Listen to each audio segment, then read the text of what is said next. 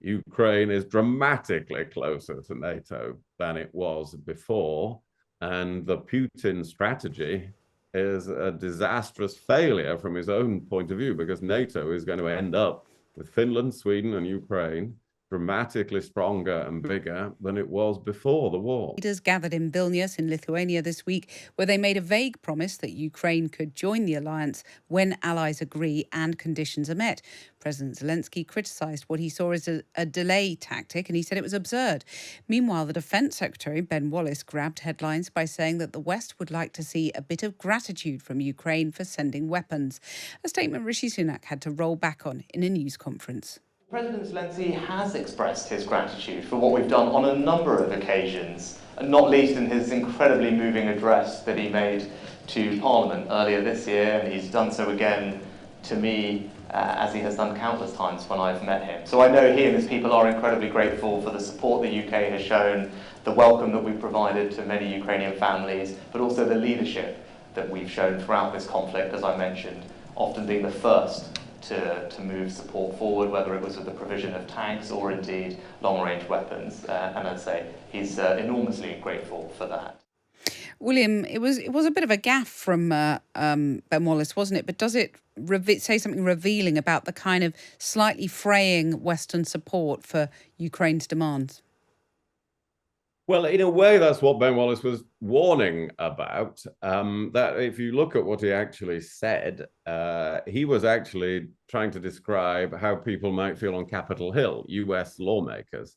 The actual quote is, you will sometimes hear grumbles from not from the administration in America, but from lawmakers who will say we've given $43 billion worth of aid and, we're not Amazon. So that's what he was talking about. He was cautioning the Ukrainians to be careful in how they approach this subject with some skeptical US senators.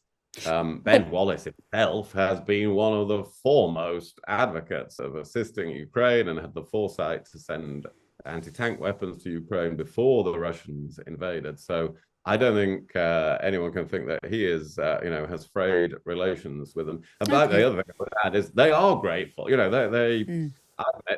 talked to Ukrainian leaders during the course of this war. They're immensely grateful, but they are fighting for their country and their existence. So, of course, they want more. They're going to ask anybody who can supply them with more to give them more. Of course they are. Was an opportunity missed here, though, William, that, for NATO to really sock it to Russia and set out a timetable and a coherent plan for Ukraine to join? Well, you can't have a timetable in terms of an actual, it'll happen this month or that year, unless you have a timetable for knowing when the war will end. And of course, that no one has. I think it's possible to underestimate what happened at this summit, because in the jargon of foreign policy, which is what I used to live in, saying that there's no need for a membership action plan for NATO to join NATO is a really big thing, because that most countries have to go through that.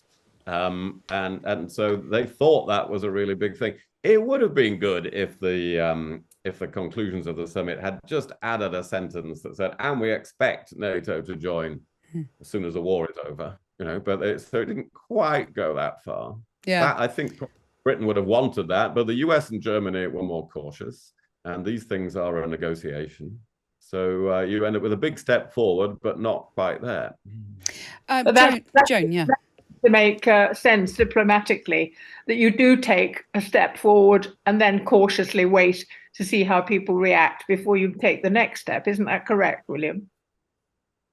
Well, it is, and and you can make a case, and Boris Johnson's been making the case tonight, apparently in his column that has just come out, that NATO should have gone much more flat out and said, yes, NATO will definitely be a member. But this point about the step forward is, for the US, Germany, and others, it's important to say to Ukraine, well, there are still reforms you have to, you have to make sure you're a functioning, not corrupt, very democratic country. After all of this, there are conditions to be met. So when 29 countries sit around, more now with 31, 30, sit around the table and discuss that. Of course, you end up with a compromise. But the main headline of it is Ukraine is dramatically closer to NATO than it was before. And the Putin strategy is a disastrous failure from his own point of view, because NATO is going to end up with Finland, Sweden, and Ukraine dramatically stronger and bigger than it was before the war.